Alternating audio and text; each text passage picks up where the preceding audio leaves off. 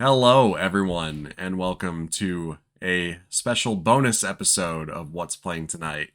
I'm Ty Stans, and I'm here to talk to you guys about Obi-Wan Kenobi.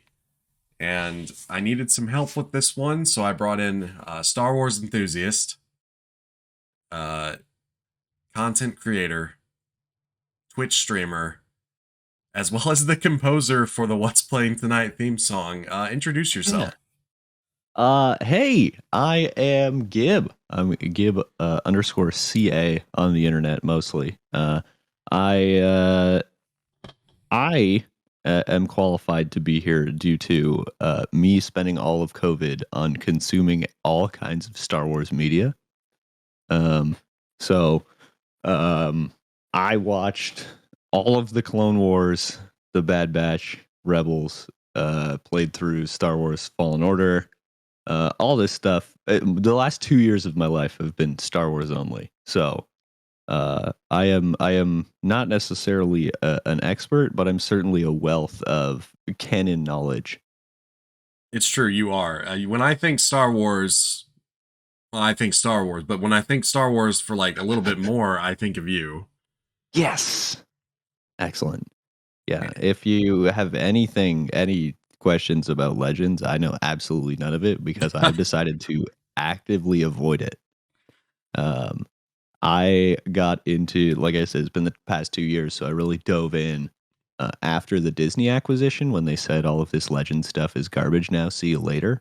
And I just don't want to get things mixed up in my head, so I've just not consumed any of it at all. I think that's fair, actually. I mean, they have introduced some things into the new canon that was in like Legends, but Mhm. you can pretty much throw most of it out, and Yeah. you'll see the stuff that they want you to see again whenever they bring it back. Yeah, exactly. They redid Thrawn, who we're going to see some more. And then there's like some smaller things like Star Killer not returning as Star Killer, but being Star Killer base Yeah, from the being sequels. a Death Star, yeah. Yeah, and then Ben Solo actually from the sequels as well. Ben was the name of Luke's son, I believe, in Legends with Mara Jade. So they're doing some little here you go, Yeah, they do some Legends stuff. fans. That Yeah. Mandalorian season 2 had the robotic dark troopers at the Yep. end, and those were originally in one of the shooter games from like old PC days. Yeah, when there were lots of Star Wars games all the time. Oh yeah, a lot of them. A lot of them are still up, which is crazy to me. I'm surprised they haven't just flat out delisted most of them. But we are in a time where we have significantly fewer games but way more shows. Oh, absolutely. So we've just finished Obi-Wan. We have just finished Obi-Wan. And Gib, what is your you you like a Star Wars? I do. You like a I've been Star known to like Wars, a Star War. and you have especially more reverence for the prequel era. Hmm. Um, Yeah, some would say your favorite Star Wars movie is Revenge of the Sith. that's true. It is. That is 100% correct. Some would say that. I will take it. This is the hill I will die on. I think it's fine. Yeah, You, I mean, the other thing that's like laughable is also that I'm willing to admit they're all not that great. So, you know, I picked this one and you don't like it for these reasons, but we could pick apart all of them because they all kind of suck. oh, I could absolutely. I mean, at the end of the day, Star Wars is not supposed to be um Oscar winning film. Right. It never has been. And the reverence that people hold those original three movies to, it's I don't think it's earned, maybe from a special effects standpoint, because it did do a lot for that. Yeah. And they're Yeah. not, I'm not saying they're bad movies. I'm just not saying they're uh I don't know what I'm saying. But They're not all they're hyped up to be. We've recently come to this time where this is the 20th anniversary of the Attack of the Clones this year. So Nice. everyone who was watching the prequels is now 20 years older and is the like loudest voice in like uh what we're hearing things about. So all of the like old old heads who are like Empire is the best and it's not even close. They're not. They're a little bit further out, and now all of our millennial and Gen Z fans are like, the prequels are actually sick, You are even though, seeing a lot of that, yeah.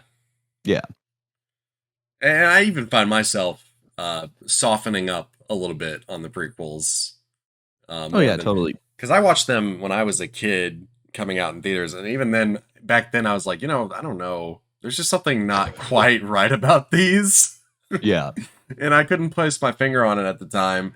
But I think the gripes that I had with it, I'm starting to care less about that, and now I can just kind of take mhm, them for what they are and yeah, actually enjoy it when I watch them. and this kind of increasing public opinion of the prequels is what really brought. I know Ewan McGregor said this in a lot of emails interviews. Um, just being like he has a different relationship with Star Wars than he did 20 years ago because everyone's just that much better about it, like the kid from Phantom Menace just like got bullied horrendously, Yeah, yeah. and Hayden was like only in like project films for the last 20 years. So Yeah, not everybody came out of those movies unscathed. no, no, but that's how they really hooked me for this show. Was like, hey, we're making an Obi-Wan show. Oh, cool. But Ewan McGregor's back. Oh, and Hayden Christensen. Oh. And that's how I was in it. I didn't know what to expect out of this show. I was here exclusively based on Ewan and Hayden being there. I was here out of obligation to watch the things on the streaming service that I pay for. No, Out of not really. spite. Not really though. No, I was excited when I especially when they announced Ewan was coming back. When they announced Hayden was coming back, which is something I didn't expect. I thought that was pretty cool too. And well, I guess we should just get into it. Gibb, what did you think of Obi-Wan Kenobi? I had a few Hail Mary predictions. Um that, ended up not coming true, but that's okay. But mostly it start where we started, I was kind of happy with. Um but due to what we've gotten a lot recently from Star Wars, um the first episode, one of the opening scenes is the Grand Inquisitor and the third sister and the fifth brother coming out of their spaceship, the Scythe, and just walking through the streets. And I immediately, right away, was watching it like, this would be so cool if we weren't on Sand Planet right now. Yeah, no kidding.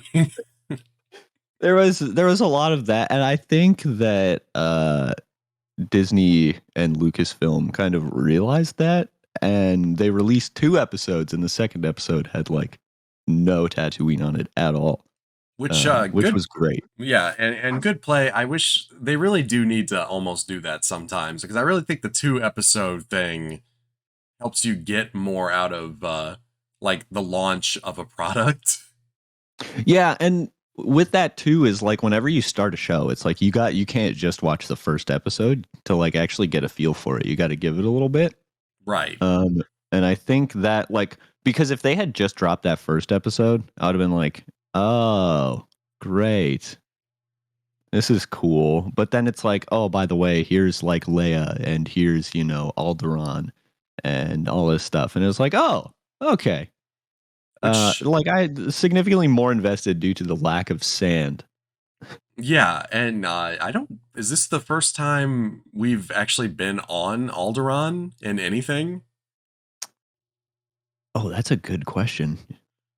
Anything canon, anyway. Yeah, it might be. It's Huh. at the very least, it's not something that it's not like a planet that they utilize a lot. No. Yeah, because like other cities that we've been to, Coruscant, Naboo, but I don't think Alderaan. That's a good point. Huh. So I'm with Yeah. you on Sand Planet. It's I keep so I not to get into my personal life too much, but I work in a place that has a lot of sand, and I You hate root. sand. I don't like sand. It's rough, coarse, and it gets everywhere, and it's irritating and all that. Yeah. But no, but I routinely will make the joke if I see a pile of sand somewhere. I'm like, oh look, it's a Disney Plus Star Wars show, and my Yeah. coworkers love it. They laugh every time. It's wonderful. Yeah. So we finally got away from that, and I was really happy. And I can honestly say that I was not expecting Leia to be such a center point of the show. I knew it was going to be like Inquisitor stuff, which was cool, but I did not expect us to lean so heavily into Leia.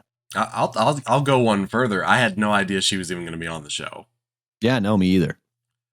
Um, But it what makes I sense do, though. yeah, what I do like about the way they did that is now in A New Hope when she's like, Obi-Wan, you're our only hope. Before it was like, why?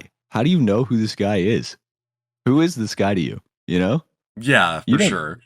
But now it's like, oh, he, just saved you from death multiple times. Yeah, so it You makes know? more sense for her to have to put that trust in old Ben Kenobi. Yeah, exactly. Um, a nice touch that they did with her is her droid Lola, who comes into play later. Um, Crap, what's her name? The actress for real Leia. Carrie Fisher.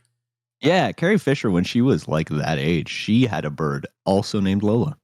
Oh, that is a nice touch. Yeah. No, I didn't even know that. Yeah. There's a lot of like little things in the show where I'm like, oh, that's cool. But the first what I did like about Tatooine in this first episode was, and I know a lot of people didn't like this. They were like, I feel like we just spent a lot of time with Obi-Wan just doing this whole like sandworm meat carving thing and going back and forth. And it's like, but yeah, yep, that's the point. This is his life, you know? This is all he's been doing while he's been hiding on Tatooine, making sure Luke is, not being hunted. That is the point, and I think it does a good way to kind of demonstrate what kind of headspace Obi-Wan is in. Mhm. Because he's super duper sad at first in the show, So depressed. traumatized, depressed, just going through the motions, uh, keeping an eye on Luke when he can. And it's funny. I remember them. Did they even announce? Just to go back to Leia, because they announced the actor for Luke, and they kind of made a big deal out of it. Like they even said, like Yeah, they kind of did. Like Mark Hamill, I think tweeted something like, "Yeah, he's a worthy successor to playing Luke Skywalker." And then, Yeah. well, spoilers: Luke's not even in the show almost. Yeah. He's there for a punchline at the end, which is good. Yeah, I it's did love it. yeah. He did say the thing. He did. Um, Uh, but yeah, like, I don't did we know Leia was going to be in this? I didn't know. So it's one of those classic Disney swerves Yeah. where they'll market it one way and then actually, um, oh man, I hate to say this, but subvert your expectations, Yeah. which I know Yeah. is the sore thing for Star Wars people. Yeah. Yeah. And then we follow her. I'm looking for, he goes to the planet, right? I'm looking for a girl, and he meets that spice child, um who, fun fact, is also Ewan McGregor's daughter. Oh, that's true. Yes, yes, I saw that. Yeah, so meet Spice daughter, I guess. And another, like, the heads up for all you listening, there are minor details that they throw in there that I just love and I'm gonna talk about Hey, that's because fine. when we see the 501st clone trooper with his helmet just like asking for change, Oh I was man. tearing up. Oh man. It happened, and it was like I saw a clip, and it was like the scene from the Clone Wars where they're just having an existential crisis. That's like, so what do we do when there is no war? And then it Oh, like cuts to this, and I'm like, oh god. this is without a doubt the probably the best use of Tamara Morrison that Star Wars has done this year. Yeah, oh, absolutely. For sure, it's not close. Um, yeah, I heard his voice, and I was like, oh, oh. I'm And then actually surprised Obi-Wan didn't have like a. I almost fully expected him to be like have like PTSD flashbacks from clone troopers, but yeah, some like Cody shit and like all that kind of stuff. yeah. Oh, and super important here as well. This is the first time Lucasfilm has used live action clone armor. Which is insane to me. All of it was CGI in the prequels. Why did they do that? I guess because there were just so many of them. I mean, I get that part for like the big battle shots, but like, so yeah, it's like almost so anytime you see a clone trooper in the prequel trilogy, they're just a CGI person. Yeah, yeah, with Tamara Morrison's head on him. That's oh, oh my god, choices. They made some choices. They did. Thank you, George. Thank you, George. We love you, George. And then the end of this episode ends up with Riva, aka the third sister, hunting down. Oh, even before this. Oh my god, rewind. Leia and Obi-Wan have this big like chase scene where she doesn't trust him, and they had met Yes. Haja, the fake Jedi, and um, they end up going to the spaceport, and this is where they first start to get when Ewan starts talking about her parents. Just I am just a mess. When it's like, he's like, you remind me of someone. She was stubborn. I'm not stubborn, and like, she was a leader and a strong woman and all this stuff. And it was like, you remind me of someone I used to know. And then I always assumed that was Padme who he was talking about. Yeah.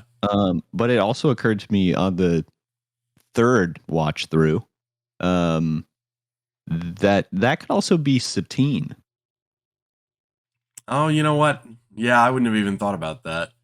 Yeah, for all of our movie fans out there, Satine is Obi-Wan's love interest in the Clone Wars as well as before that.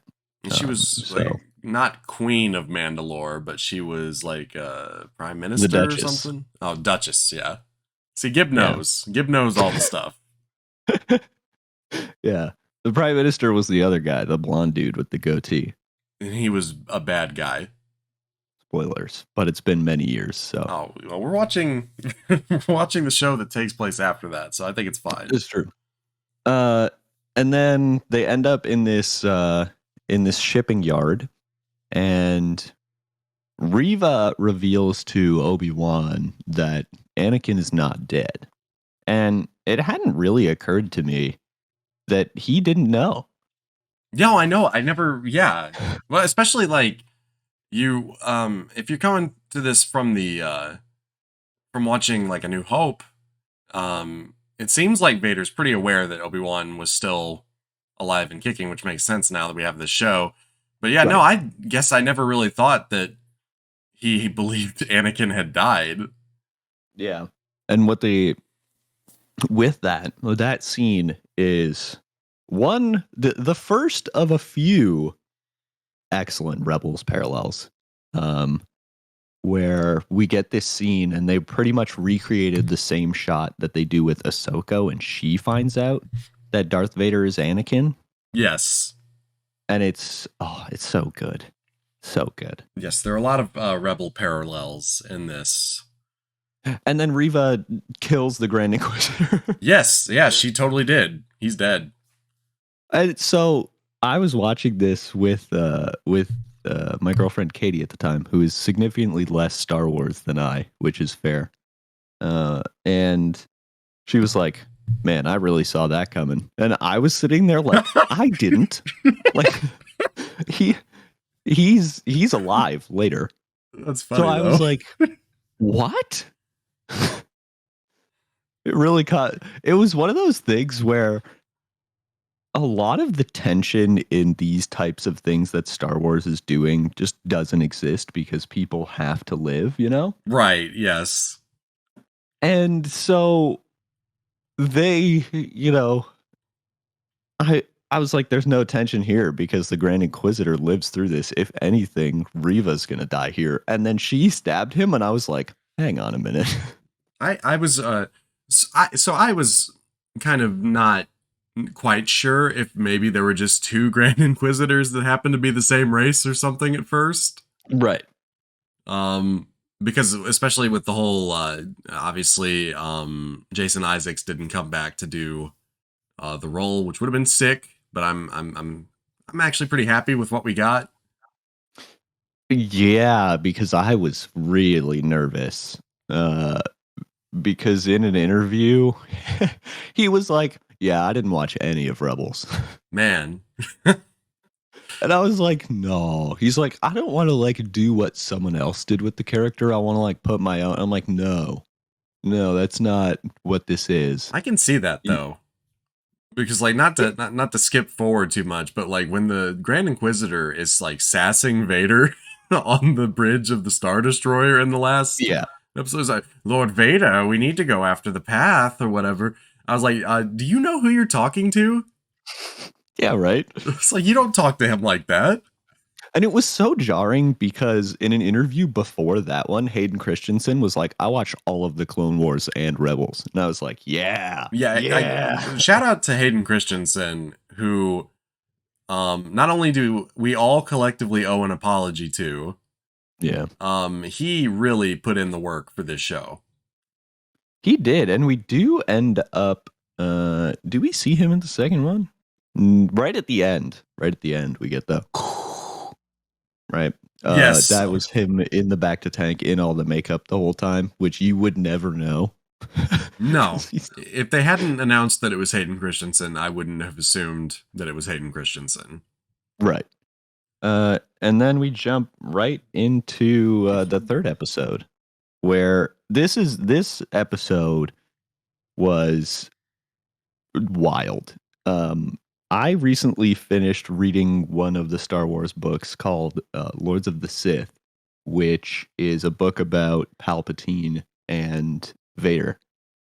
And in this book, we see a terribly murderous Darth Vader who you don't really see in the movies because in A New Hope and the original trilogy in general, the suit was just so bulky and really bad that they couldn't move that much. Yeah. And we get a little bit of it at the end of Rogue One, but this episode really brought to life this like, oh, this is terrifying. Yeah, he's a slasher villain. Yes. He's like slowly walking. He's going to catch up to you anyway, even though he's moving at the speed of walk. Yeah. And he's just killing people left and right. He does not care. Yeah. So before we get to that, this episode also has a really awesome place in my heart because one of the guys I work with, he's huge into Star Wars, but he is very much an Empire kind of guy. He really, really likes the Empire. And Tala here showed up in the trailer, and the rank insignia on her uniform is one that we haven't seen before. Fun fact. Oh, really? Yeah. And I would never have noticed this until he pointed it out to me. So he was like, I need to find out who this person is. And literally within the first like 30 seconds of her on screen, she's a rebel. She's a traitor immediately. So I went to work the next day and I'm just laughing in this guy's face. Oh, Like the one character you were excited for. he was pretty disappointed. Yeah, he was upset. It was really funny. So we get there and then we end up going to one of the Path's safe houses that they supposedly have in throughout the galaxy, as they say. So the path is sort of this underground railroad for not just Jedi, but like Force sensitives and maybe just like Empire criminals also. Right. And that she does, say like the Empire's force or hunting anyone force sensitive, which is like a recurring theme in Star Wars, where good guys and bad guys are always looking for force sensitive children. It's especially in I feel like in like a lot of the new Star Wars stuff that has become a reoccurring plot point. Yeah, like we see it in the Clone Wars. There's a whole episode about it in Rebels. Pretty much all of Fallen Order is about that. Mandalorian has some of that as well. Oh yeah. So we arrive at this safe house, and written on the walls is all kinds of stuff in the Star Wars language of Orabesh. And you can find videos where there's this guy, forget his name, he translates all of it. And there's names like Caleb Jarvis. You might know that name. And we get Quinlan Voss as well, who is a passing character he does appear once in The Phantom Menace, and he is also in the Clone Wars. And he's he's the mentioned tracker Jedi. Yeah, he's this lone wolf kind of dude. Mm-hmm. So I guess he lived, and I guess in my head that makes sense, because to me, he's more of like a lone wolf who doesn't really have a like company of clones like most of them do. But then his name's mentioned in Revenge of the Sith, so I don't know. Well, it's probably hard to keep all these things track of all these things. Yeah, there's an explanation for this somewhere. But when they mentioned his name, I was like, oh man, we're gonna get live action Quinlan Voss back. That's cool. Yeah. I was wrong. It happens. And then, you can only see once your eyes are closed, blah, blah, blah. Leia runs off with Tala, and Obi-Wan is staggered by the force presence of what happens to be Darth Vader. Yes, this is his first time seeing him alive after leaving him for dead on Mustafar. And dear Lord, this is the killer that I was really amped for, where he's just like walking through this and he's looking at everyone being menacing, and then just force chokes a guy out of his own home. Yeah. Picks him up, is like killing him, and his son runs out and he's like, Dad! And he's like, oh, that's interesting. And breaks this kid's neck. I was honestly kind of surprised that this was happening. It's so dark. Like that they let that like in this Disney Plus Star Wars show, they let Vader snap a kid's neck. And then continues walking forward and force chokes this woman and drags her across the ground for no reason. Well, the reason, I mean, it was a it's little, to, lure out the Jedi. He's trying to lure Obi-Wan out because he knows he's not gonna just let this happen. Yeah. And then we get Obi-Wan runs away because he's still trying to connect with the Force, and Darth Vader is very clearly just a terrifying specimen of the Force. He's a monster. He is, yeah. And so they run out into some random refinery in like Colorado or something. I don't know. And we see they finally like meet. So they're facing each other. Vader's lightsaber ignites, and you see Obi-Wan clutching his lightsaber, and then he realizes what's going on and just runs away. And it was so good because I was like, really? Are we just about to, like, are we getting it that easy? And he runs away. And I was like, yeah, like, this is not good for him. It's not good for him, and he does try to run away. But unfortunately, much like a slasher villain, Vader catches up to him, and we get By walking. and we get our first face off between Obi-Wan and Darth Vader. Yeah. So that second time he comes up, lightsaber again. It's like, what have you become? I am what you made me. It was like, oh, Which is a good line. Good line. It's so good. And they start a fight, and Obi-Wan just gets fucking crushed. It's he loses it very badly. He loses very badly. And he's like, Darth Vader's like, time has made you weak or whatever. And Obi-Wan eventually, slices open this pipe that shoots out smoke, and he runs away again. And then Vader catches up, knocks over some flammable rocks, lights them on fire, and then just picks up Obi-Wan. This is a very petty thing that Darth Vader does. And then he's like, and now you will suffer as I did. And throws him into the fire. Yeah, he just drags him through it. Like, I have to say, one of my favorite things is right after he knocks all the flammable material on the ground, is he just slowly leans down and lights it with his lightsaber.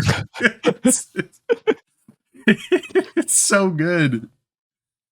And you're supposed to be like, oh man, that like really hurts. And then you remember Revenge of the Sith, where he, Vader lost 3 limbs and was in lava. And it's like, yeah, it's still not that bad. No, lava is infinitely more worse than fire. And so at the very end of this, Vader force pushes the fire out. And Tala reignites the fire. Stormtroopers can't aim for shit, and then they get away. Meanwhile, Leia has been captured by Reva. Yes, who killed a snowspeeder pilot, who we kind of learn more about later. But one of the things that I was talking about with people when this episode came out was everyone being like, why didn't he just kill him? And it's very apparent that Vader doesn't want to beat Obi-Wan like this. He wants to fight a full power Master Kenobi and really prove himself. Yes. I mean, it's very clear in all of Star Wars media that there are 2 ways Vader fights, and one is if he's going to kill you, he's just going to do it. There is no waiting around about it. But when he's fighting someone that he has history with or like a personal connection to, like for that matter, why didn't he just force choke old Ben Kenobi in A New Hope? Yeah, exactly. Instead of the like single swipe. Yeah, it's the worst lightsaber fight in the series. So bad. It is the worst, unfortunately. But yeah, he's obviously toying with Obi-Wan also here. It's not. I get why people are, why didn't they just kill him? But like, also, I mean, look at the show you're watching. You know where all these characters are going to end up. Why would you even think that he would kill him like that? Yeah. And so after this, they make it off, and Leia goes to Fortress Inquisitorius, which is insane to me. Yeah. And Obi-Wan and Tala go to Jabim, which happens to be this hub of escape for Force sensitives and enemies of the Empire or whatever. And the way they opened the episode was like, here's Obi-Wan in the back to tank because he has to heal from being, burned. But Right. here's Vader in the back to tank. So Obi-Wan really didn't have it that bad. No, he was fine. Yeah. I really thought I had a thought in my head that maybe that was gonna be how they explain why his hair goes white in 10 years. That's what my thing was. I was like, so this is why he looks so bad. And then no. No, not at Uh, all. It's just age. but yeah. This episode, it was kind of a bit of a lull because of how just incredible episode 3 was. Yes. But episode 4 was cool for all my Fallen Order fans out there. Yeah, exactly. Like I remember watching it and sitting there and saying, wait a minute, that looks really familiar. And then it Yeah, turns out it's so the exact same place that the finale of Fallen Order takes place in. yeah, me and a friend at work were kind of upset about this. Uh because so at the end of Fallen Order, you end up going to Fortress Inquisitorius, which is a water-based moon in the Mustafar system. It makes sense that the Inquisitors would be close to Vader's castle on Mustafar. Blah Right. blah blah. Whatever. And the way you get in to Fortress Inquisitorius in Fallen Order is you swim in. Right. Fallen Order takes place 5 years before this show. Right. 5 years later, Obi-Wan swims in. Gibb, this is the same empire that built 2 Death Stars. Yeah. So that was really funny. Also, doesn't maybe I'm misremembering, but at the end of Fallen Order, isn't you kind of fuck up Fortress Inquisitorius? I think like the fight with Vader ends up flooding the place. Yeah.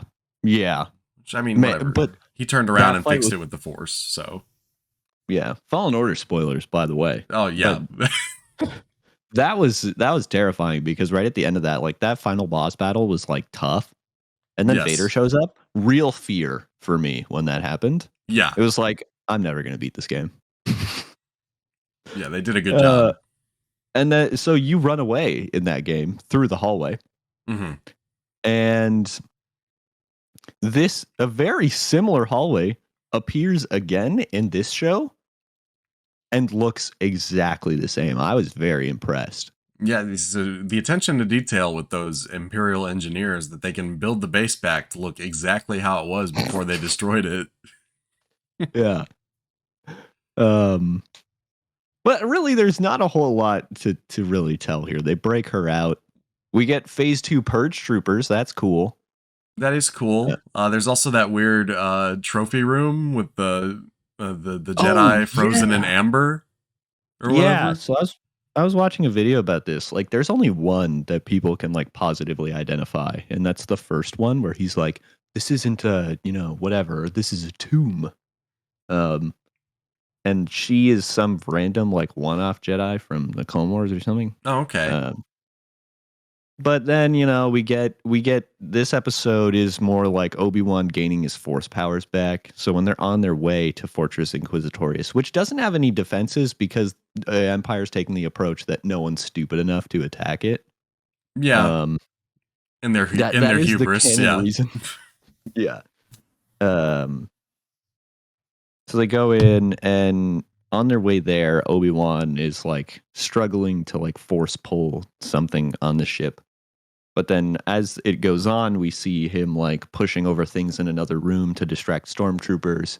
And slowly in like the blaster fight in the hallway, his deflecting skills come back, and he gets better at shooting them right back at the stormtroopers. Yeah, this is good setup that is paid off later. Yeah, this is he's already done one of his, trials, I guess. And now he's taking time to recover and be better. And his next trial comes in the next episode, where they take Leia back to Jabim, And they escape Fortress Inquisitorius not before Riva installs a tracker on Loa. So they let her go, and at the end of the 4th episode, Vader, again, just he's so huge and just walking so fast through this hallway. Doors open, immediately force choking Riva. And it's like, you suck, essentially. Yes. And and she was like, nah, I played them. Don't worry about it. And then he, maybe you're, better than I thought you were. And so they're able to track them back to Jabim, which again is the hub of this force sensitive situation. Yeah, it's like the path home base, yeah. Yeah. And this episode was another one of those things where I was like, yeah, we get to see Vader be as cool as he is. But we learn a lot about Riva in this episode as well. So this episode opens, they make it back, and Lola shuts the hangar doors, so they're trapped in. And Riva gets to be the Grand Inquisitor. Yes. And then the Star Destroyer parks over top of this place. Yeah, it's just hanging out up there. Yeah. So Riva goes down with stormtroopers, purge troopers, all this, and is trying to take them out. But this whole episode is a parallel to a Jedi training lightsaber fight between Obi-Wan and Anakin, flashback to the prequels. Which is good stuff. So good. It's so good. It opens with a lightsaber clash, and we immediately cut to the beginning of this conflict. And all of a sudden, Obi-Wan goes, he doesn't have the patience for a siege, he's going to attack. And they're like, how do you know that? Cut back to this lightsaber duel where he's just being overly aggressive and just being super punished for this, for his overaggression. And then we cut back, and the attack has started, and then we learn about who Riva is. And it starts with Obi-Wan stalling for time, and we learn that Riva knows who Anakin, aka Vader, is because she was on Coruscant as a youngling when Order 66 happened. Now let me ask you, did you see that coming at all? No. Yeah, for some reason, and I don't know why, it completely slipped my mind that she might have been a youngling, like, that was there for Order 66. Yeah, he was like, Vader would have kept that hidden. It was the Rayman and Patrick scene from SpongeBob, where he's like, so you know who Anakin is? Yep. Vader would have kept that hidden. Yep. But you know who he is. Uh-huh. This is me agreeing with Obi-Wan the whole time. And it's like, so you were there the night of Order 66. And I'm like, oh. Yeah. And we get this like really dark story from Riva about playing dead among the younglings and, feeling their bodies go cold, which is like, oh my God. It is very, it's very serious at this point. And then we realize that Riva isn't really an Inquisitor to hunt Jedi. She is trying to hunt Vader. Yes. She wants to kill him since he killed the only family she had. And this begins some like unlikely love-hate relationship between Obi-Wan and Riva. Right.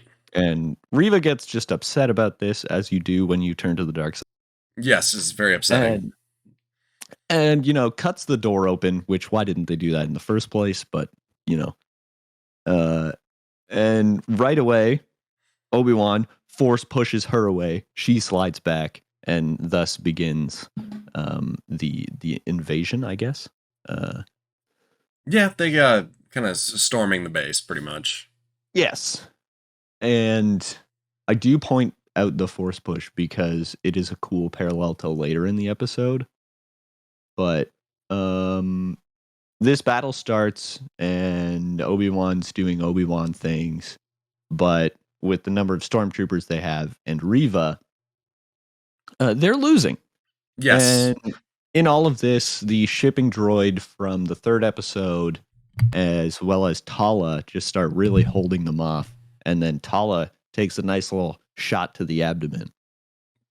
So Tala is going to she's hurting, and this droid starts like tanking a bunch of shots for her while Obi-Wan is holding people off, and then they kind of push Obi-Wan back, and Tala's like, this is it, blah blah blah, shoots the door closed, and looks at him and goes, "May the Force be with you," as she pulls out a thermal detonator, and she sacrifices herself for the cause. Yes. And the droid as well. Right, which I feel like we're supposed to feel bad for, but I was very upset. yeah, it's these kinds of this, as well as the death at the end of the fourth episode. They don't feel that, well, Talos feels more impactful, but they don't feel that impactful until you realize that these are the first real deaths in the Empire versus what becomes the rebellion. Yes. Because they do this whole thing in the fourth episode where they're like, we're not warriors. And it's like, well, turns out you are now. Yeah, you got to get in there, yeah. And so with Obi-Wan in the back foot, cut back to the duel. And it looks like, Obi-Wan's being beaten in this lightsaber fight. It's like, it's over, master, And then Obi-Wan turns himself in. Oddly enough, it's this weird move. He hands off his lightsaber and the communicator thing that he has and the blaster off to Haja, and just gives up.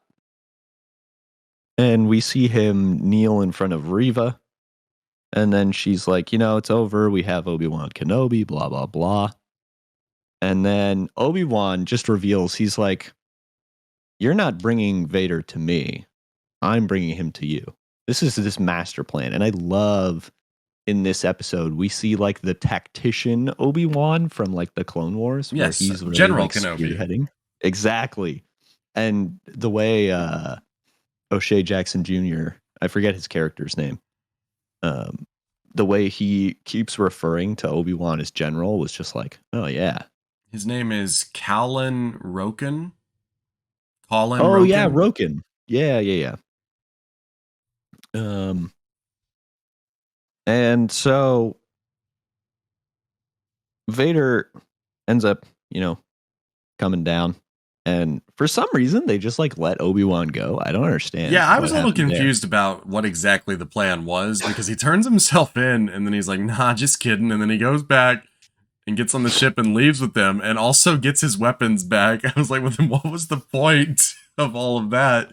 Yeah, I mean, I know it was to get Vader down there and like put him in front of Reva, but I just don't know how he got away. I don't understand. Anyway,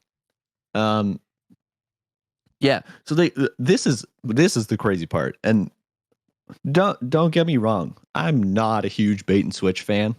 Okay. Right. Not a huge fan of that. When they did that in like episode 9, where it's like, Chewie's dead, and it's like, I guess he was on a different transport. I was God. like, I hate you so much. Yeah. But the ship starts to take off after they get the hangar doors open, because Leia ends up going into the, ventilation shaft and takes off the tracker off of Lola. Oh, I'm sorry, just a second. She went up the ventilation shaft. That's how my brain works. That was a weird scene though, where it was like Lola's like supposed to like be interfering, but also it's just like some weird like toy droid.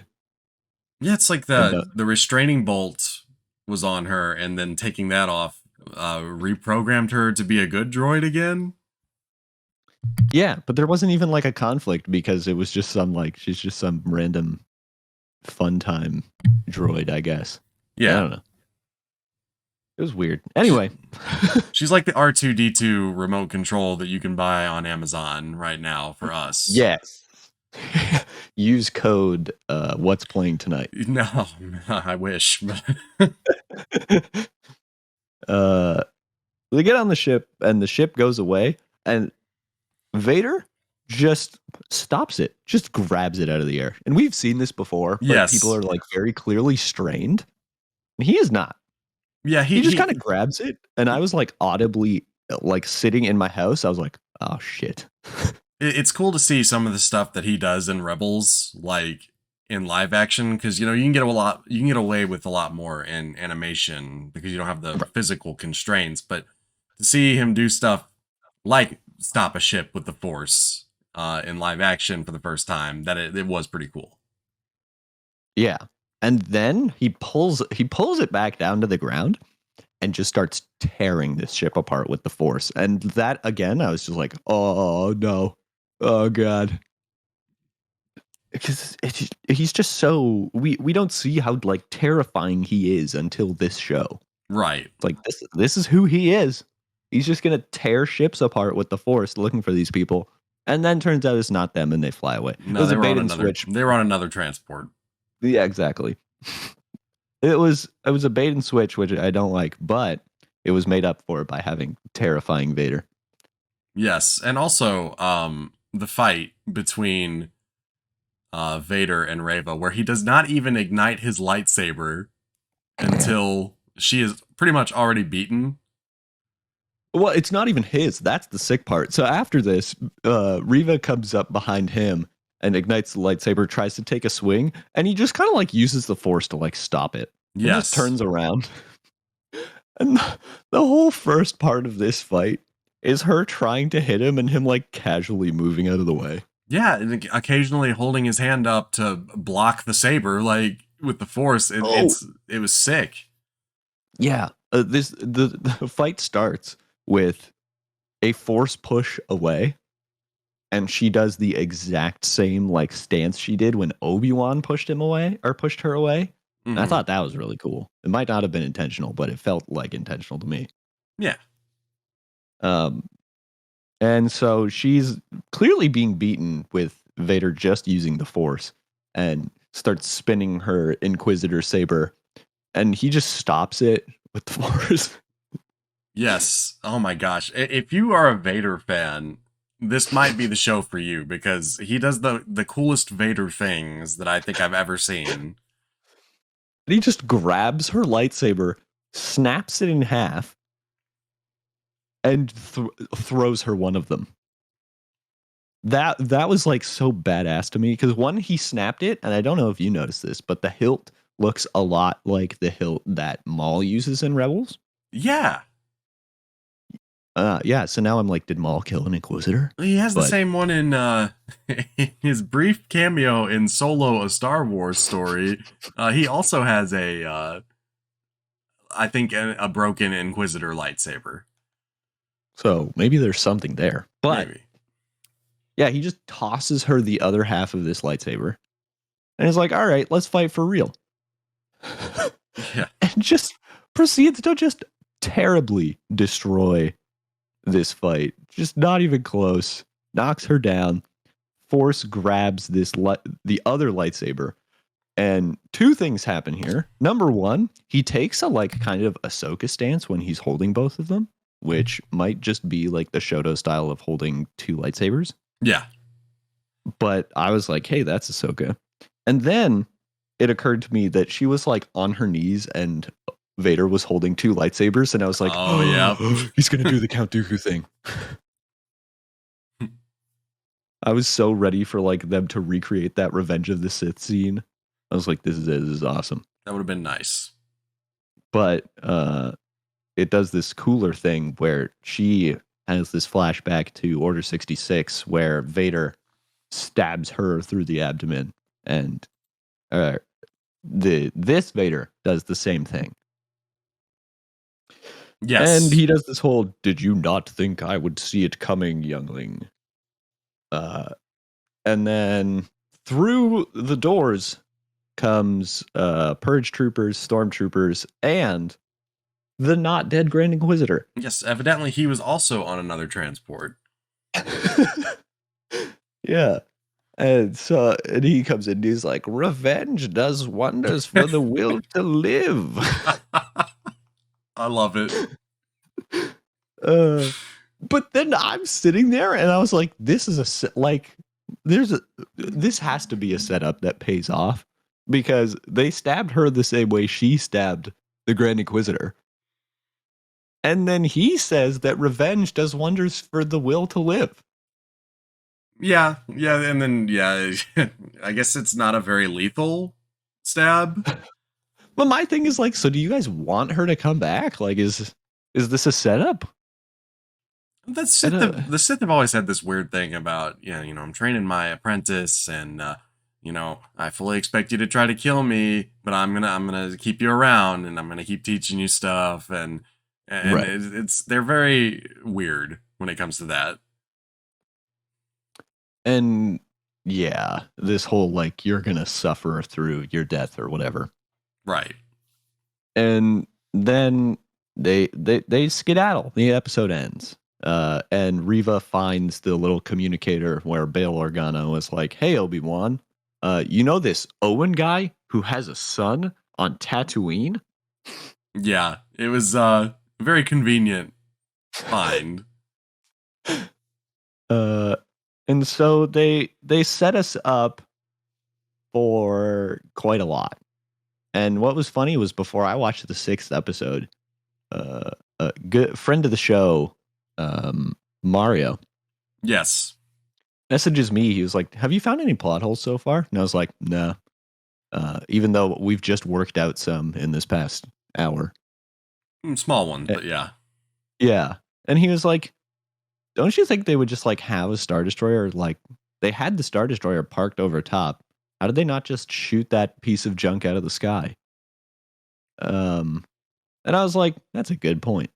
And then the 6th episode opens with them trying to shoot that piece of junk out of the sky. Yes, exactly. Yeah. And I was like, oh, well, there we go. That's filled.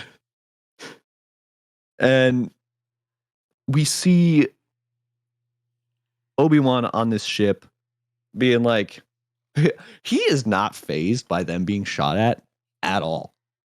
Because, he's been there and everyone else is like freaking out. Yeah, he's a war veteran at this point. He's probably been on the countless ships that have been shot at. Yeah. And we get him talking to the O'Shea Jackson Jr. again, who I've again forgotten his name. Roken? Roken, thank you. And he's like, hey, so let's get out of here. And Roken's like, yeah, we gotta like work on all this stuff with the ship. And it's like, how much time have you got? Or do you need more than we have, or whatever? And we turn back and see Leia kind of cheering up kids with Lola. Mm-hmm. And Obi-Wan's like, maybe I need to borrow her, because, he's terrified and probably like a terrible PTSD from all of this. Right. And they develop a plan for Obi-Wan to take the shuttle and just break it off. He's going to split off from the group because he knows that that's what Vader wants. And as he takes off, we see in his pocket, Leia had given him Lola. And I was like, oh. Yeah, it was a very sweet moment. And we cut back to the Star Destroyer bridge, and the Grand Inquisitor is like, hey, we got to keep going for all these people. And Vader's like, no, we're going for Obi-Wan. He's like, but then like all these people leave. And then Vader's like, yeah, but Obi-Wan. And again, I'm just surprised he didn't just immediately choke the Grand Inquisitor when he started disagreeing with him. Yeah, right? It's like, we just saw how like brutal this is. But I guess there must be some sort of like understanding between the two of them, I guess. There must be. Right? Like, I don't know. All I know is that by the time Rebels comes around, he is so scared of Vader that he would rather jump off a cliff and die than like report that he failed to him. There are things scarier than death. Exactly, yes. As he falls into like a pot of lava, essentially. Like, huh. And then meanwhile, in this show, he's like, well, Lord Vader, I think we should go after the path. It's one Jedi or like potentially a lot of them. But it Like, was yeah, fun. but and so the Star Destroyer follows this transport that Obi-Wan is on to unnamed planet. And this is where the fun begins. It really is, yes. We get an Imperial shuttle drop out of this Star Destroyer. I would have really liked it if it was Vader's TIE Advanced, but Yeah, I know. But I actually really liked seeing the shuttle, though. And they both land on this planet, and we get maybe the best live action lightsaber fight. I'm almost inclined to agree with you. It's close with Revenge of the Sith. It's very close. It's really close. As a matter of fact, I think this there's a lot of parallels with how Revenge of the Sith ended and how this show ends. Dude. When he just goes, I will do what I must. And then Vader goes, then you will die. It's like, oh, Yeah, mm. a lot of parallels. Oh, I loved it so much. They said it, and I was at home like, yes, yeah, that's the thing. And then Katie's next to me like, what? Oh man. And then we begin this like crazy lightsaber fight. And in the background, Reva has somehow made it to Tatooine. Yes. How did she get there? I don't know. I don't know. She got on a starship or something. Something like that. And she goes to take Luke, but Owen and Beru, they know this. Goats of and the this show. is the first time we're seeing Beru in the show. Yes, goats of the show, in my opinion. Yes. They are so badass with how far they're gonna go to protect their nephew. It's just so funny when Owen's like, they're coming, and then Beru's like, get the guns. Yeah, she, especially Aunt Beru, like, I would not mess with her. And they go through this, like, honestly, really sick fight between Reva and Owen and Beru. Yeah, they put up a good fight. In the Lars homestead. Which is huge, by the way. It doesn't look that large. No, it's and it's nice to see such a familiar location. It's like, oh, I remember that. Oh, I remember that. Especially even like after playing Lego Star Wars again, also because I have been doing that. And getting more reacquainted with the Lars homestead. They did a good job recreating it. It was very good, and they're able to put up a good fight because Reva is just terribly injured. And eventually, Owen gets just like clocked in the head with this lightsaber, just the hilt, not the actual lightsaber. Yeah. And then Beru tries to hold off Reva, doesn't really work, and Luke escapes through the roof and runs away. I had an awe moment where she was like, "Oh, you love him like he's your own," and Owen's just like, "He is my own." Oh yeah. Like, oh man, Uncle Owen's actually been a good guy this whole time. This whole time he called Obi-Wan a crazy space wizard, but maybe he was right. Maybe he was right. Look what happened. And then we cut back to lightsaber fight. More lightsaber fighting is happening. Yes. And it's close this time. It truly is a battle because Obi-Wan has, returned to form. But we see that Vader is still better when he's like, essentially like, hey, you're going to die anyway, and just uses the Force to collapse the ground underneath him. Yeah, he drops a mountain on him. It was no big deal. Yeah. And Obi-Wan's down in this pit, and Vader is up, still on top, looking down on him. And I was like, say it. Say the thing. Say the high ground part. Do it. No. Which would have been terrible, but I was already so in the moment. And yeah, he just starts throwing rocks in this pit and just keeps on throwing them and just walks away. Yeah, And I was like, huh. when you got the high ground and you still throw the fight. Yeah, right. And we slowly zoom in on Obi-Wan, who is using the Force to keep these rocks off of him. And then the weirdest thing happens where he gets flashbacks to, what he's fighting for, which happens to be Leia and Luke, and essentially the future of the Skywalker line and all of this. And he is able to use the Force to push all the rocks out. He lives. But it's interesting because of this whole like the Jedi shouldn't develop attachments thing. Yes. But it helped him out, Oh, does this count? Okay. A little bit of theorizing here. Okay. Does this count as a slip into the dark side? No. So, here's my take. This is one of my many takes. All right.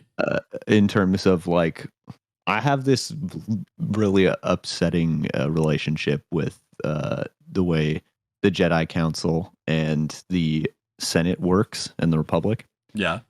So, in the High Republic, okay, occurs 200 years before the events of Phantom Menace.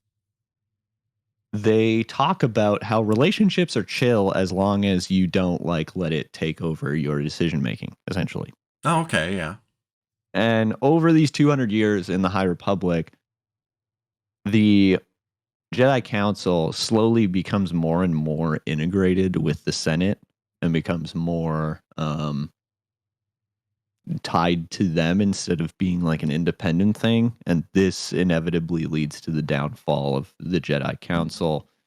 And the last remnants of what the Jedi truly are Qui-Gon Jinn, Anakin Skywalker, and all of this. I could go on and on. But Obi-Wan using these things, these relationships that he's built to elevate him to the next level of being a Jedi is like calling back to what the Jedi Order used to be, which I think is really sick. Yeah, no, totally. And I know this is a long-winded theory, but No, I mean that makes sense though, because just like parallel to the real world, obviously beliefs and the traditions change over time throughout history until the point that whatever the original intention was is almost unrecognizable. And in a period of 200 years, and especially if they get so integrated with the politics, I could absolutely see why something like that would happen. Right. It's I could go on and on about Star Wars politics, but that's not what we're here for. But Obi-Wan jumps out of the pit and comes up to Vader, and lightsaber fight continues. And Obi-Wan is significantly more powerful this time. Yes. Force pushing him away, like just like manhandling him. Yeah, with the Force. He's like, actually, I'm the best Jedi. And it's not close. And just is like, and in case you were wondering, lifts up all the rocks and just starts pelting. Yes. And it was awesome. Throwing all of this shit at him. And I'm pretty sure Vader's just like using the Force to like block all this stuff. But it wasn't so much trying to hurt him. It's mostly like, check out how cool I am. This is the difference between us. Yeah. And then comes the greatest part of this. where Obi-Wan is winning the lightsaber duel, but the hits that he's getting in are not hitting the man so much as they are hitting the machine. He's slicing the chest plate Yeah. and trying to get the respirator to stop working, and this all culminates into slicing open one half of the helmet. Enter Rebels Parallel 2. Yes. This exact same thing happens with Ahsoka in the season 2 finale of Rebels. And they also have this like Anakin and Ahsoka relationship where Vader then takes over again and fight continues. And as soon as he cut open that helmet, I was like, oh, we're going to do it. Let's go. Yeah. And then comes tears number 1 from me. Where he cuts open the helmet and Obi-Wan is just profusely apologizing to Anakin about how he's failed him and all of this. And Ewan McGregor just delivers it so well. Yes. Oh my god. I'm sitting at home. I'm in tears. And we cut back to Anakin with both their lightsabers out. We have a blue light on Anakin's face where he says, "I'm not your failure." And then the blue light switches to the red light of Vader's lightsaber, and he goes, "I killed him." It's like, oh no. And it's a good look into just like how far gone Anakin really is at this point. Oh yeah, there is no Anakin anymore, and Vader or Obi-Wan is like, all right, well, goodbye, Darth, and just walks away. Which And sets up to why he calls him Darth in A New Hope, I guess. yeah, they really build a lot into how A New Hope works and answers a lot of questions there, which is really cool. So I never, I know some people do kind of think it's a plot hole that maybe they just, like, as Lucas was making the original trilogy, he hadn't quite worked out that Vader was Luke's dad yet. But Right. honestly though, even if he had worked that out, I could totally understand why Obi-Wan wouldn't want to tell Luke that his dad is the evil space Nazi. Yeah. That was never a plot hole to me. Well, and they do that in the show as well, right? When Leia's like, "Are you my dad?" and he's like, "No, but I wish I was." Because like that's such an easier thing to tell these people that Yes. your dad isn't the most murderous man in the galaxy. Right. Obi-Wan would be a good dad. Oh, absolutely. And then as Obi-Wan walks away, Vader just starts yelling, "Obi-Wan!" And I saw someone on Twitter being like, he had to yell Obi-Wan because the Kenobi scream was taken. That's true. Yes. Kenobi. It's a good scream too. The Hayden's voice with the slow transition and the like distortion of the Vader voice as well. Yeah, the way they go back and forth between Hayden and James Earl Jones is really good. Yes. As we're like walking this balance between seeing Anakin for, who he is and Vader who has killed him. Really great. Another one of those things was just like, so why didn't he just kill him? That's I know. Mm-hmm. Because he couldn't. And I'm like, yeah, I'm like, I really wish I could come up with a good reason for you, but continuity. Yeah, that's the real reason. Yeah, I have no good reason for why Obi-Wan wouldn't just kill Vader there either. Yeah, and so Obi-Wan flies off back to Tatooine. It was like, where else are you going to go, I guess? And lands at the Lars homestead because he feels through the Force that Reva's there, I think, or something like that. Yeah, he's at this point he's fully connected back to he's full Jedi again. Yeah. He can throw rocks and stuff, and also he can use his senses now. And this part really made me laugh where Lars and Baru, or Owen and Baru, are out in the desert like, Luke, Luke, Luke. And then Obi-Wan comes up like, where is he? Oh, yeah. What? Yeah, Great question, Obi-Wan. Yeah. he can sense, he just can't hear. They actually know where he is. They're just yelling his name in the middle of the desert. Yeah. Good asshole. And so Riva has chased Luke off into the distance, and Obi-Wan is now kind of trying to help out Luke. And Luke's running through the desert, through these like little mountains, has a little slip and fall, and just gets knocked out. Yes. Riva stares at him laying on the ground and wants to. She's going to kill him to really prove herself. Until she realizes that she would be no worse or no better than Vader if she did the same thing. She starts getting flashbacks to her being that child, that helpless, defenseless child. She'd be killing younglings just like he did. Exactly. And so she carries Luke back to the Lars homestead and drops Luke on the ground. And is just really torn up about this. And I loved that Owen and Lars come and pick up Luke, and they both just kind of look at her like, what's going on here? Yeah. Kind of suspiciously, yeah. Yeah. And I thought that was very good. I honestly didn't see it coming, but should have. Didn't see it coming that she would... like show mercy. Oh, yeah. I actually fully expected her to...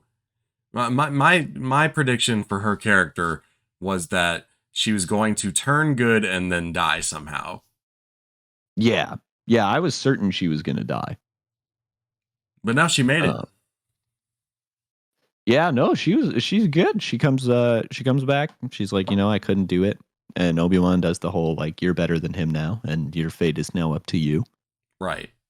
And it's this really nice scene. And then, we enter the denouement, if you will, where we see Obi-Wan pack up from his cave. That's done for him. And he then goes to Alderaan. And we see Leia getting dressed in Leia, like very much like, oh, this is Princess Leia outfit. She ended up with Tala's holster, which she dons, and the gloves from the second episode of the show. Right. And puts Lola in the holster.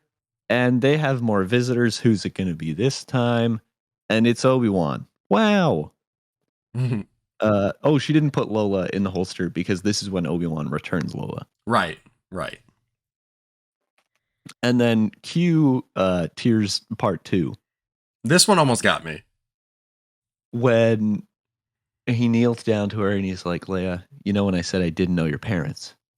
And just starts rhyming off, qualities of Leia. And it's like, you inherited these from your mother. And I'm like, just like in tears. And then he starts going on about things that Anakin was. I'm like, oh, God. Yeah, this one is, I probably came the closest to actually crying during this part. And it was tough. And then they leave one thread. This show ties up so many loose ends, but they leave one little thread where Obi-Wan goes to Bail and he goes, if you ever need me, you know where to find me. That's and true. Bail goes, let's hope that time never comes. And now that could also just be a setup for A New Hope. It could be. And so we get that. He flies back to Tatooine, and we see him dressed in another excellent example of symbolism, I think, and a cool parallel that I will mention. He's dressed up in very clean robes. Yes. And I was like, this is cool because this is, symbolism for character development, all this kind of stuff. He's back to what he was. and all this. Not to get too English class, but he finds the model again that he tried to give to Luke early on and visits the Lars homestead and is like, hey, here I am. If you do this whole thing with Owen, and goes to turn away. And Owen goes, do you want to meet him? I was fully expecting him to say no. Yeah, I was too. But he doesn't. He goes up, he's holding the model, and he looks at Luke and he goes, hello there. He said it. My hand in my chair at home, both arms raised. Yeah! He said the thing! And that's kind of the end of their interaction. And so he gets on the camel and he starts walking off into the distance. And I'm sitting in my chair at home going, that's the canyon from the pod race in Phantom Menace. Oh, yeah, That's I guess cool. it was. Yeah. Yeah. I'm like, that's awesome. And then we see a Force ghost. Just standing there. Yeah. I'm freaking out. Like, oh, this is it. And Qui-Gon Jinn turns around and he's like, took you long enough. Yeah, he's a happy Qui-Gon Jinn, which was different for me, but yeah, like took you long enough, and I've always been here. You just weren't ready yet. I was like, wow. Yeah, he just wasn't ready to see him. As they walk off into, I believe it's called, is it Beggar's Canyon? I think. Yeah, I think so. Yeah. And I forgot that it was so obvious where they're like, even at the beginning of the show with the recap of the prequels, and it's like, commune with your old master, you will. It's a good Yoda. Thank you. And throughout the first few episodes, he's like, Master Qui-Gon and all this. Like, they set it up, and if you're already getting everyone else, like, obviously you're gonna get Liam Neeson. So I actually, interesting to the point, I never didn't think that Qui-Gon was going to be in the show. I had actually thought that they had announced that he was going to be doing some sort of cameo or something, but apparently that's something I made up in my own brain. Mandela affected Liam Neeson into this. I did. Of the two legacy character cameos in this final episode, Qui-Gon Jinn was not the surprising one to me. No. Who were you expecting? Like, what hit you harder? What hit me harder was, and I don't know why, because it makes total sense. I did not expect to see the Emperor in this show. I forgot about that. Yeah, it's not a very long scene or anything. The end of the show. To me, in my head, it ends after they walk off into the distance, but there is a scene after that. Yeah, where the Emperor basically tells him, hey, you're getting a little too close to this Obi-Wan thing. Why don't you just chill out, and I got some work for you to do. And then Vader's like, yeah, all right, he doesn't mean anything. And it's like, after all that.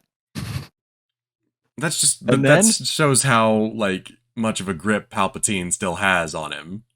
Oh, absolutely. He's very much, moved on from his old master. And I guess if you want to get theory heavy, that was,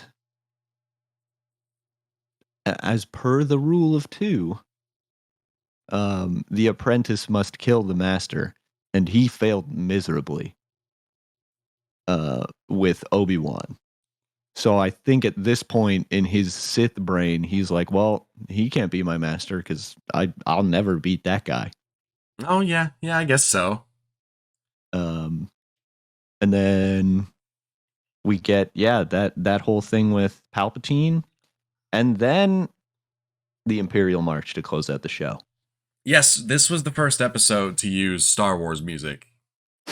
Yeah, it was funny. When you messaged me a few weeks ago, being like, I'm surprised they haven't used the Imperial March at all. I'm like, yeah, I don't know. I guess it's symbolically, even though they did use Imperial March in the prequel trilogy, I guess symbolically, you could say that he is now fully Vader. He has severed all attachments. Obi-Wan was the last thing he was kind of obsessed with from his past life, and then now he's just fully committed to serving the Emperor. Right. And the Imperial March is like to show that, I guess. I don't know. Yeah, no, I totally agree. They saved it, and it was very impactful for when they did finally use it. Yeah, and then we got Leia's theme in this episode. We got the Force theme. Oh, so good. Yeah. And so now begs the question. You and I have talked about this before. Yes. Are we getting season 2? So here's my thing. Do you want season 2? I don't know that I want. Okay, I'm not opposed to season 2. Here's the thing: they ended this, like you said, very tightly, but with just enough that they could totally make another season of this. If this is it and then just go straight to New Hope, I'm fine with that. If they do make a season 2, I don't want him to see Vader again. No, not at all. It should just be Obi-Wan on some other adventure or whatever. Yeah, I agree. I'm very much. I did this to you. I did this to everyone who was like, "Damn, I watched I watched the finale." The last episode was perfect. Yes. Not a single thing I would change. That the last episode makes this limited series, or maybe not, one of my favorite pieces of Star Wars media. This, dare I say, and there are people who disagree with me, is the best piece of Disney Star Wars, period. It's up there. I will say it's up there. Mm-hmm. I think. Go ahead. The people who disagree with me mostly are like, Rogue One was better than this, and I disagree with them, but that's mostly because of all the prequel things that they do. Yeah, you and I, we've talked about Rogue One before, privately, and I don't think either one of us are very hot on it. It's not that we don't like it; it's kind of fine. Right? Yeah, it's super okay. It's super okay. Exactly. It's a good way to say it. Yeah. Like, I like what it did. There are things I liked about it. It's just like fine. Yeah. This show, I do think, is one of the best Star Wars things that they've done. And I think that it actually, if you did grow up with the prequels like we did and you enjoyed them, I do think that this is probably the best payoff for the prequels that they've ever done. The Clone Wars too, to a certain extent. Mm-hmm. But this is definitely the best live action payoff to the prequels. Oh, totally. Yeah. And yeah, actually, if you've watched the Clone Wars, this is even more impactful. And if you've watched Rebels. Yeah, and Rebels for that matter, yeah. But, that said, it's hard for me to recommend the sequels to, or the Clone Wars to many people because of how much of a slog it is. It is at some points. You really do have to get through those first 2 seasons. Yeah. Before it starts really picking up. And I think this show is great. I think Ewan McGregor is awesome. Pretty much like he always is. Mm-hmm. It was really nice to see Hayden again. Yeah, and he did look older. I saw a YouTube video of someone like digitally de-aging him, which did look really good, but at the same time, like, he looks fine. So I was a little confused. So he's wearing his Attack of the Clones outfit. Mm-hmm. And I originally thought that maybe this scene was post Attack of the Clones and he just hadn't started growing his hair out yet. Right. But no, this is actually supposed to take place during that time period, and they didn't do anything to make him look younger. Yeah. I think it's just one of those things. I wonder if it's like a point of pride for them, where it's like, this is really him, and you can tell it's really him because of him looking older. Yeah, it didn't bother me because he doesn't look that old. No, no, not at all. Um, Um, and I think wow, it really, you know, we do like the prequels. we We do do. have some problems with them, and a Mhm. lot of people do have problems with the performances in the prequels. And I'm starting to come around or come to the slow realization that I don't think that the acting in the prequels was the problem so much as the No. writing and the direction. Yeah. Yeah, exactly. And yeah, It's like everyone's like Anakin delivered his lines like so badly, and like Hayden Christensen, he was like it just felt so awkward. It's like, well, here's the thing. That's the character. yes, He's awkward. he Uh, but um, I thought that he was much better in that brief flashback than he was in his two movies. oh yeah, and I'm certain that was, there weren't as many lines to give him that would be bad, but it was better And that's the for other the most part. that is the other thing is that the lines they were making him say in those movies were not necessarily good lines. No, not at all. And I like that they kind of he almost seemed like his Clone Wars incarnation. He had a bit of that confidence and Yeah. stuff. I don't know how No, to I describe totally it, but agree. yeah, you see it. But I I don't want season 2. I don't want it. That's what it is. You don't I want season think two. You don't want to see Ewan again just one more time, I mean, I do, but I didn't know what they were going to do with this show. right? And this show was made by the Obi-Wan Vader relationship. Right. And uh I don't want them to meet again, really. And I think the way that they wrapped things up was incredible. Um, I, I really do believe it was the perfect ending. And if we were to get anything, it would be, if we look at what parts of Obi-Wan's story we haven't explored, it would be before episode 1, Yeah. Yes. or it would be while he's chopping up Sandworm, That's true. Also, yeah. or it would be him on Sand Planet with Qui-Gon. Yeah, that's also true. Now I'll tell you what. I would be. I know Liam Neeson's too old for this now. But I would love like the adventures of Qui Gon and Obi Wan prior to Episode 1 Yeah. type of deal. hmm And Um, unfortunately, we do have some of that, but it's garbage. it's garbage. I don't know if any of it's canon anymore either.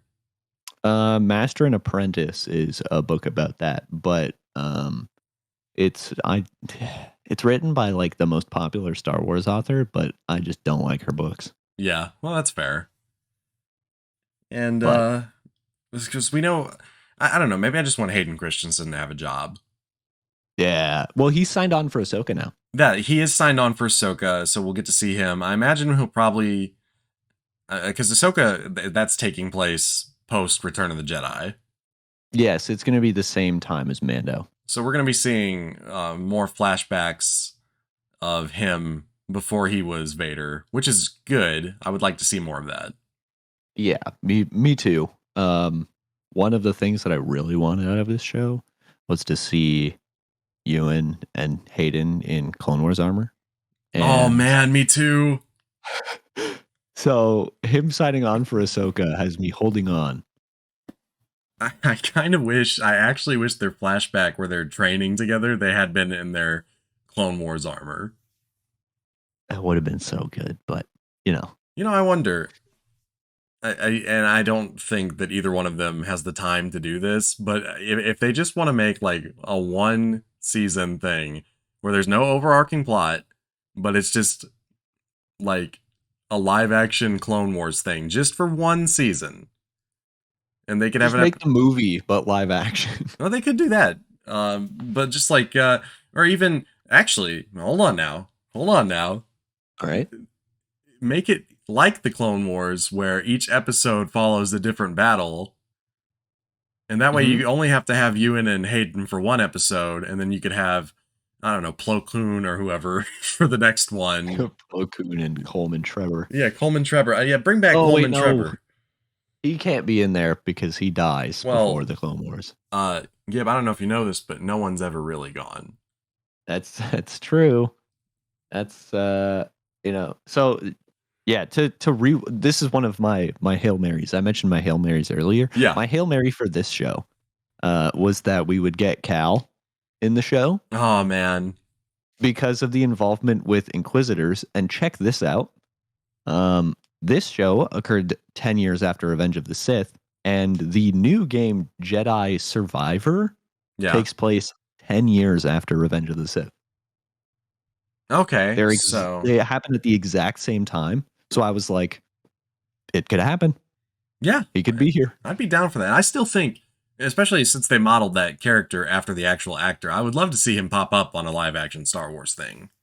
Yeah, right. And that's I say this because the no one's ever really gone. That's my other Hail Mary is that the Book of Boba Fett will have Mace Windu at some point. Oh yeah.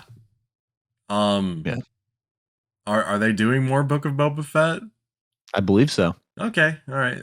Yeah, I think. Yeah, sure. Why not? I guess I'll watch that. I didn't.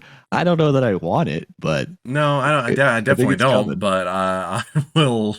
I will have to watch it. Unfortunately. Yeah, I have to just to find out if Mace Windu comes back. Do you have any bone of excitement for Andor at all? I hate. Huh. So yes, because it's just more new Star Wars. Well, But that's it. yes, yeah. That's all. I mean, I don't. I know you don't watch trailers, I've been but meaning to watch that one actually but because the I've heard there's like it's a whole lot of like B-roll. yeah the Andor trailer turned me around on that so fast because I was like, yeah, I guess I'll watch it because it's Rogue One or whatever. But then after watching the trailer, I was like, oh no, wait, this actually looks really good. Yeah, I've seen some of the shots from it and I do need to watch it, but it looks like we get like much deeper into how the Empire operates, which would be cool. I would be really excited for that. And I bet we But don't see a single lightsaber on that show. probably not, which probably good.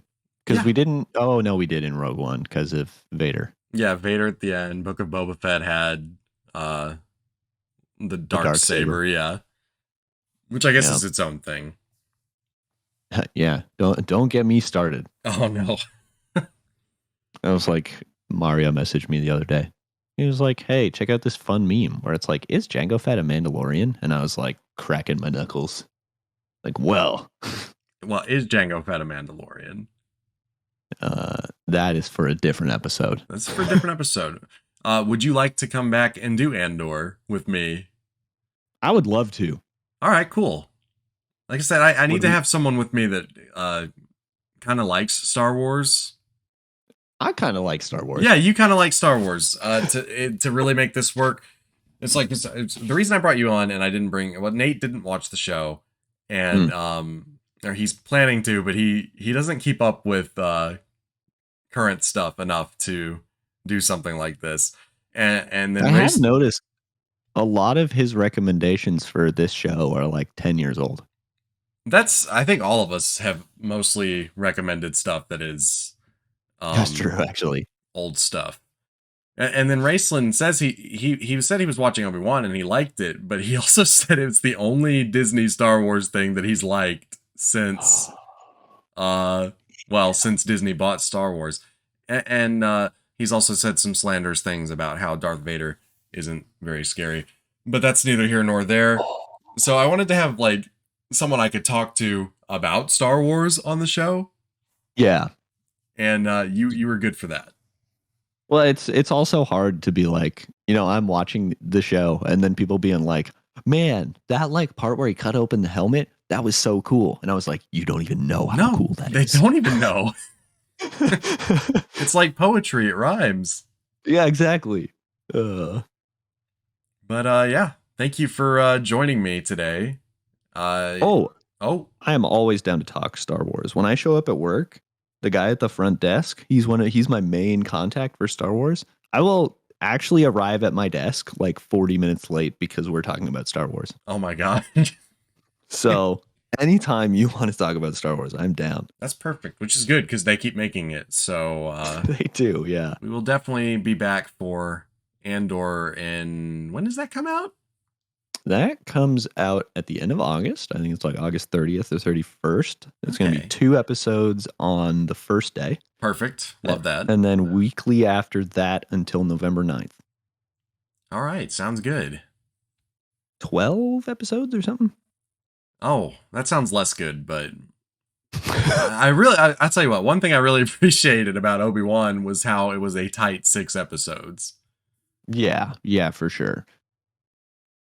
And like one of the things that I was torn on Boba being 7 because I thought it was going to be longer than that. But at the same time, I didn't want it to be longer than that. Yeah. You know what I mean? I started wanting more than 7 and I ended wanting less than 7. Was it about the time where it turned into Mando season 2.5? when it turned into a different show, I was like, oh, okay. Yeah, we probably could have wrapped this up. Because it still blows my mind how many important plot points for Mando happened in Book of Boba Fett. This sounds like another thing we should visit at a different time. Yeah. Now that we've gone an hour and 40 minutes on the longest episode of What's Playing Today. It is the longest one. That's why it's a bonus episode. But yeah. Thank you for joining me today. Hey, anytime. Where can people find you? People can find. Where am I now? Oh God, because I've had a lot of time off, but I've been trying to get my Twitch running again. So find me at twitch.tv/Gibb_CA. You can also find the YouTube channel that's been inactive for like 6 months. At the same youtube.com/Gibb_CA. That's where you'll be finding me when I'm not here. And I will also put little convenient links down in the description so that you can click down there and find him as well. Yeah, go down to the while you're down there, hit a like, leave a comment, tell us what you thought about the show. Yeah, absolutely. It's not a normal episode, so I don't even have my little prompt of things to say pulled up. But yeah, you know what? All of our links for What's Playing Tonight will be down there as well. And I'll be more prepared next time. All right, that sounds great. But until then, we have been What's Playing Tonight, and we'll see you later.